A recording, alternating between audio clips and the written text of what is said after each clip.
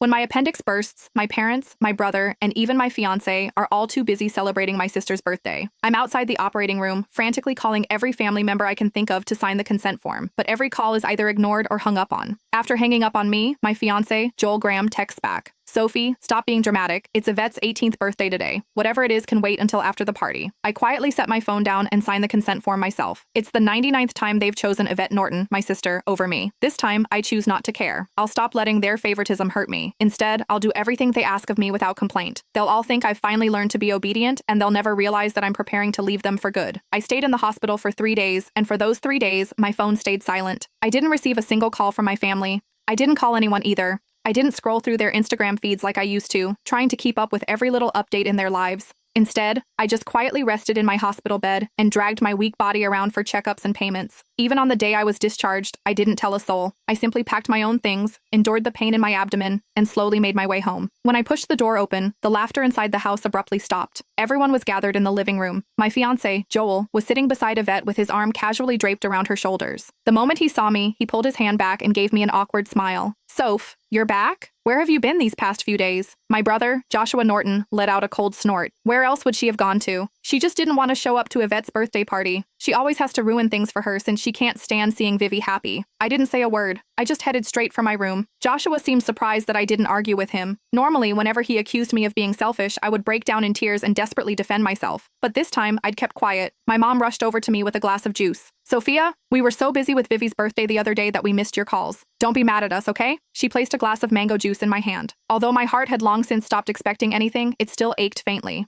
I was allergic to mangoes, but Yvette loved them. There was always mango-flavored food and drinks in the house because of that. But no matter how many times I reminded them, no one ever remembered that I couldn't have mangoes. I handed the glass back to Mom and quietly stepped back. "I'm not mad. I'll just go to my room." Just as I turned around, a loud noise came from the living room. Dad abruptly stood up and slammed his hand on the table. He screamed, "Why have you been walking around with that sour face ever since you came in? Your mother already apologized and even gave you your favorite drink. What's with that attitude? It looks like we've spoiled you too much." My heart twisted, and even breathing hurt. Tears blurred my vision, but I still lifted the glass from Mom's hand and drank it all in one go. I then gently set the empty glass down and wiped away my tears. I calmly looked at Dad. "Yvette's the one who likes mangoes. I'm allergic to them, but it doesn't matter. I already drank it all. Can I go to my room now?" "Sophia, why didn't you say something earlier if you were allergic to it? Who told you to drink it? You're so stubborn." Mom panicked and quickly patted my back. Dad looked embarrassed, but he still harshly replied, "You could have just explained yourself. You've always had that unlikable attitude. You're nothing like Vivi. She knows how to communicate." Yvette's voice drifted over from the couch. "Dad, don't say that about Sophia. You'll make her sad." She sounded gentle, but the smugness in her eyes was impossible to hide.